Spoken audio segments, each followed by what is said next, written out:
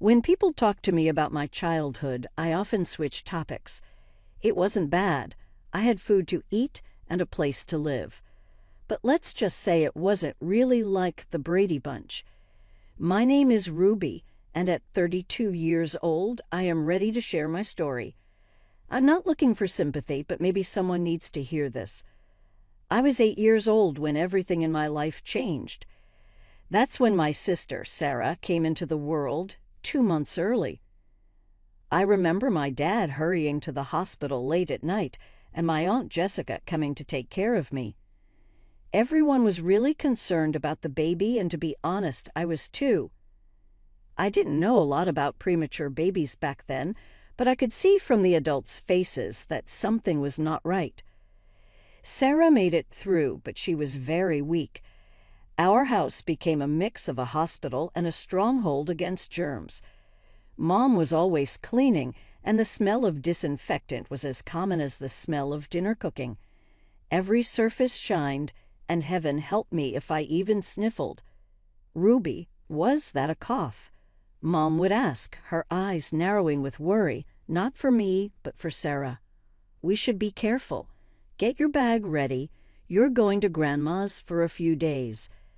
And off I would go, either to Grandma's house or Aunt Jessica's, as if I was being kept away from everyone.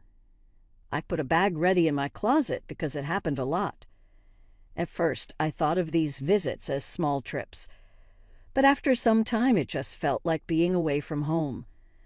I focused on school, wanting to make them proud in that way. I got all A's, joined the debate team, and even won a science fair in my area. But every success was hidden by Sarah's recent doctor's visit or small progress. "Look, Mom, I won first place in the science fair," I said, showing her my trophy. "That's nice, dear. Did you clean your hands? Sarah has had a runny nose today." The most difficult part. When Sarah was 7, she suddenly stopped being sick. It was like a switch turned on, and she became a really healthy kid. But Mom and Dad stayed the same. They had protected her for so long that they didn't know how to stop. What about Sarah? She figured out fast that she could get what she wanted by acting very delicate. High school was supposed to be my time to do well. I was doing all the right things, getting good grades, joining clubs, and more. But in our home, Sarah's drama was always the main event. I remember one parents' night very clearly. My chemistry teacher just told Mom and Dad about how I might get a science scholarship. "Ruby is one of our best students," Mr. Peterson said with a smile. "She has a bright future in." Before he could finish, Mom's phone started ringing. Sarah was having a problem at home with the babysitter. "What's the matter, dear?" Mom spoke into the phone while she got her things ready. I could hear Sarah crying loudly through the speaker. "I can't find my favorite pen for my homework. The one Ruby gave me is not good." Just like that, parents' night ended. They hurried home to comfort Sarah about a pen, a writing tool. I stood there and watched them rush off, Mr. Peterson clumsily patting my shoulder. After that, I saw they stopped coming to my events completely. "This way is simpler," they said. There is no chance that Sarah's outbursts will cause any interruptions. When I won the state debate championship, they didn't even put the trophy on the shelf. Mom said, "Sarah feels nervous when she sees what other people have done," as she put my trophy in a drawer. College acceptance day was supposed to be a big deal. I received a full scholarship to state, academic support, merit grants, everything included. I was really happy until I got home. "Whatever," Sarah said, rolling her eyes at dinner. "Now you can move out, and I can make your room my gaming paradise. I'm considering 3 monitors, possibly for a streaming setup." I began counting the days until freshman orientation. I spent 4 years in college, mostly in the dorms or the library. Home became a place I visited occasionally, usually for mandatory family dinners where Sarah held court with tales of her latest middle school drama. At 23, armed with my degree, I landed a job as a manager at Thompson & Company. The salary wasn't great, enough to rent a tiny apartment and buy grocery store sushi, but not much else. I should have been discouraged, but honestly, just having my own space felt like winning the lottery. Then one day, scrolling through social media on my lunch break, I saw an ad for an investment course. Learn to make your money work for you. Usually I'd scroll past that kind of thing, but something made me stop. The course wasn't cheap, but it was within reach if I ate ramen for a month. That course changed everything. The instructor, Dave, had this way of making complex investment strategies seem obvious. I started small, putting a few hundred into promising tech stocks. Then a few hundred more. I studied market trends like my life depended on it, took advanced courses from top investors, and learned about risk management and portfolio diversification. My first big win came from a small AI company nobody was watching. My $500 investment turned into $5,000 in 3 months. Then came the biotech startup that tripled my money. Before I knew it, my side hustle was making more than my day job. I'll never forget the morning I realized I could quit. I was sitting at my desk, pretending to care about quarterly reports, when my investment app pinged. Another stock had hit my target price. I did the math. My investment income was now triple my salary. I typed up my resignation letter right there. I kept going to those Saturday family dinners. Don't ask me why. Maybe habit. Maybe some lingering hope that things would change. I'd sit there, picking at Mom's overcooked chicken, listening to them go on and on about Sarah's life, while my investment portfolio pinged away in my pocket. Ruby, you're still at Thompson's, right? Mom would ask occasionally, not really interested in the answer. Yep, same job, I'd say, and watch their attention drift away before I even finished speaking. It was easier that way. No need to explain that I'd quit 2 years ago, that I was making more money in a day than I used to make in a month. Sarah was the star of every dinner conversation. She'd gotten into Carleton University, one of those schools where the tuition costs more than a house. It's so expensive, Mom would sigh, but her voice was proud. But Sarah deserves the best education. We've taken out loans, of course, but it's worth it for our little girl's future. Sarah would beam, twirling her pasta. My roommate has a Gucci backpack. Everyone there comes from such good families. The undertone was clear, unlike your family, Ruby. Unlike you. One Saturday, I arrived to find Mom in tears over bills. Dad was at the kitchen table, surrounded by paperwork, his reading glasses perched on his nose. The property taxes went up again, he muttered, and with Sarah's tuition. I watched them struggle, remembered all the times they'd chosen Sarah over me. And still they were my parents. That night I set up an automatic transfer, $11,000 a month to their account. When I told them about it, Mom actually hugged me. It was the first time in years she'd shown me any real affection. Oh, Ruby, this will help so much. I thought maybe things would change after that. Maybe they'd see me differently. But then I overheard them in the kitchen after dinner. We should send some of Ruby's money to Sarah, Mom was saying. At least $300. The poor thing feels so out of place among all those wealthy students. Good idea, Dad agreed. She needs to keep up appearances. Maybe she can finally buy herself that designer bag she's been wanting. I wanted to walk in there and tell them everything. About quitting my job. About my investments. About the fact that I could buy the whole damn designer store if I wanted to. But I didn't. I just stood there, shaking my head, listening to them plan how to spend my money on Sarah's social climbing. By the time I turned 29, I was ready for a change. My investment portfolio had grown beyond my wildest dreams, and I was tired of paying rent. After months of searching, I found the perfect apartment in a secure building with a great view of the city. Nothing flashy, just clean lines, good bones, and enough space to feel like home. Best part, I could buy it outright. No mortgage needed.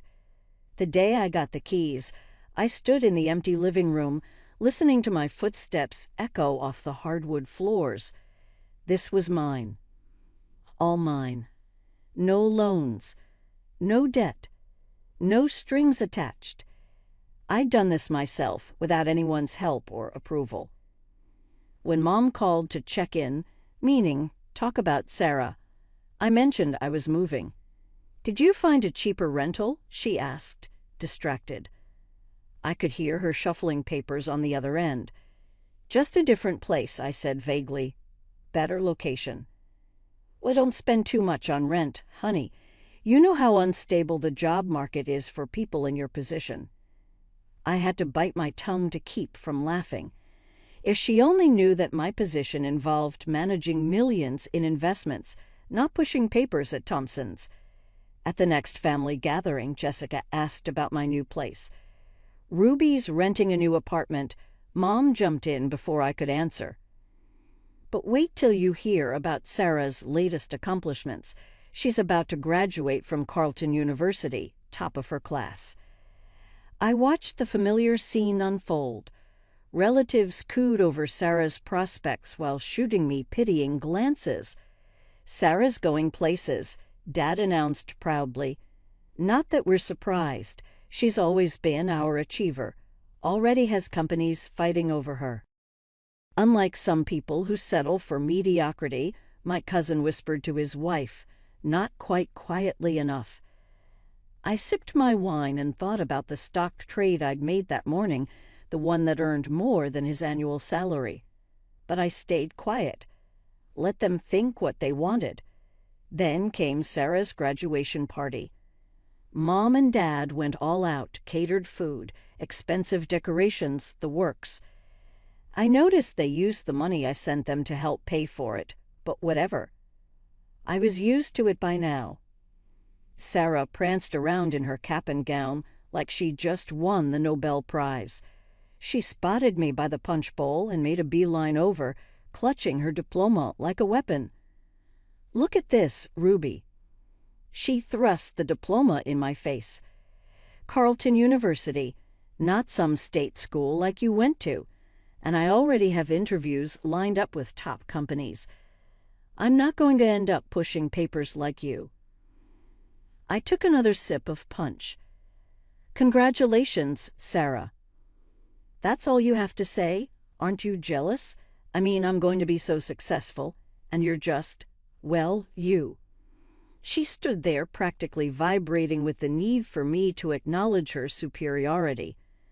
I could have told her about my portfolio, about my fully paid apartment, about how I made more money before my morning coffee than she'd make in her first year of work. But what would be the point?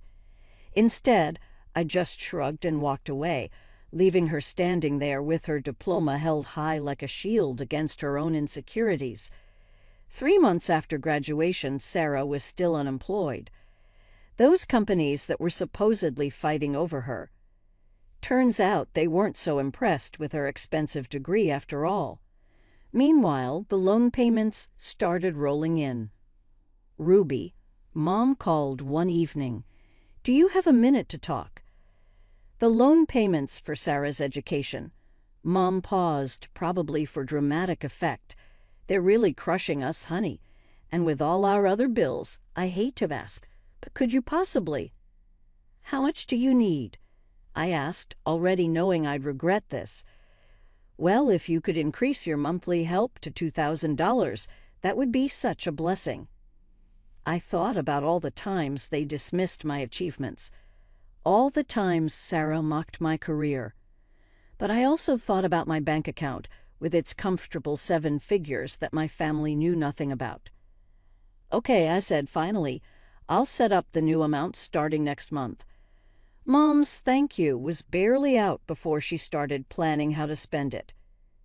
This will help so much with Sarah's loan payments, and maybe we can help her buy some proper interview clothes. A few weeks later, Sarah finally landed a job at the same company where Dad had gone golfing with the HR director. The irony wasn't lost on me when she ended up with the title of manager. I stopped by their house one weekend and found Sarah sprawled on the couch, scrolling through apartment listings on her phone. "God, everything's so expensive," she whined. "I can't believe I have to live here with Mom and Dad. This is so embarrassing." "You could look at some smaller apartments," I suggested, "or maybe outside the city center." She looked at me like I'd suggested she live in a dumpster. "I need to be in the right neighborhood, Ruby. Not that you'd understand. Some of us have standards." I glanced around at our parents' modest living room, where she was currently living rent-free, but kept my mouth shut. "Anyway," she continued, tossing her phone aside, "this is just temporary. Unlike you, I'm not going to be stuck as a manager forever. I have actual potential." As Thanksgiving approached, Mom went into her usual hosting frenzy. Every year, she insisted on doing everything herself, turning the kitchen into her personal stress domain. But this year was different. "I don't know what I'm going to do," she moaned over the phone a week before the holiday. I sprained my back getting Sarah's laundry out of the dryer, and I can barely stand up straight. How am I supposed to cook for 20 people? "Why don't you let me handle it?" I offered. "I can have everything catered from that new restaurant downtown." "You're such a good daughter," Mom gushed. "I don't know what we'd do without you." I caught sight of Sarah in the background of our video call, rolling her eyes dramatically. Mom's praise of me, however slight, was clearly ruining her day. Thanksgiving Day started like any other family gathering. The catered food arrived perfectly on time, and I helped Mom arrange everything while trying to ignore Sarah's running commentary about how store-bought stuffing could never compare to homemade. I brought my laptop along because the markets in Asia would be opening during dinner, and I had a few positions I needed to monitor. I set it up in my old room and left it running while I joined the family. The food was excellent, definitely better than Mom's usual dried-out turkey. As everyone settled in with their plates, Mom couldn't help but mention her back again. "I was so worried about how I'd manage the cooking," she said, addressing the whole table of aunts, uncles, and cousins. "But Ruby stepped in and arranged for all this lovely catered food. Wasn't that thoughtful?" "That's really nice of you, Ruby." Aunt Jessica smiled at me. "It must have been expensive." "Oh, it's nothing," I said, trying to deflect the attention. "I'm just glad everyone's enjoying it. She's doing well enough at that management job to help us out quite a bit," Mom added proudly. It was probably the first time she'd bragged about me in years. I noticed Sarah's face darkened. She pushed her chair back abruptly and left the room. I thought she was just having one of her usual tantrums, but something felt different this time. She returned moments later, clutching my laptop with a triumphant smirk that made my blood run cold. "Let's see just how well Ruby's really doing," she announced to the whole table. "Since she's so generous, I bet she won't mind if I show everyone her bank account. Time to prove what a loser she really is." I jumped up from my chair. "Sarah, don't." But it was too late. She had already turned the laptop around, my banking app still open from my earlier check. The room went dead silent. Sarah's face drained of color. She looked like she'd seen a ghost. Her hands started shaking so badly I thought she might drop my laptop. "Sarah," Mom asked, concerned. "What's wrong? What does it say?" Sarah's voice came out as barely a whisper. 4 million. The silence that followed was deafening. I could hear the tick of Mom's ancient kitchen clock, the hum of the refrigerator, the sound of my cousin's fork clattering onto his plate. "There must be some mistake," Aunt Jessica said, peering at the screen. "Ruby's a man at Thompson." "I haven't worked at Thompson for years," I said quietly, finally letting the truth out. "I quit to focus on investing full-time. I studied the markets, took courses, learned everything I could, and I got good at it." "Really good? You mean you're rich?" Sarah's voice cracked on the last word. I took a deep breath and looked around the table at my family's shocked faces. "I've been investing for years now. Started small, learned as I went. Yes, I have $4 million in that account, and no, I wasn't hiding it. You all just never asked." The silence lasted exactly 3 seconds before Mom's scream shattered it like glass. "4 million. She shot up from her chair, her face turning an alarming shade of red. "You have $4 million and you've been letting us struggle all this time." I stared at her in disbelief. "Struggle? I send you $2,000 every month. You're a millionaire." She was practically hysterical now, her voice reaching pitches I didn't know were possible. "Your sister has student loans. We have bills. How could you be so selfish? So greedy?" Dad joined in, his face twisted with anger. "We raised you better than this, Ruby. To think you've been hoarding money while your own family suffers." I felt something snap inside me.